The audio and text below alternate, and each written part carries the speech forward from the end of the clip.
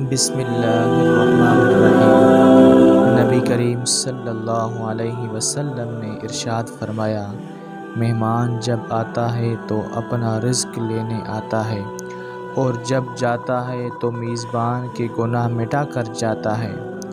اور دوسری حدیث میں نبی اکرم صلی اللہ علیہ وسلم نے ارشاد فرمایا، جو آدمی مہمان نوازی نہیں کرتا اس میں کوئی خوبی نہیں ہے۔ نبی اکرم صلی اللہ علیہ وسلم نے ارشاد فرمایا، انسان کا کمینہ پن اس میں ہے کہ وہ اپنے مہمان سے کام لے۔ ناظرین، آج کا ویڈیو اگر آپ کو پسند آیا ہے تو ضرور چینل کو سبسکرائب کریں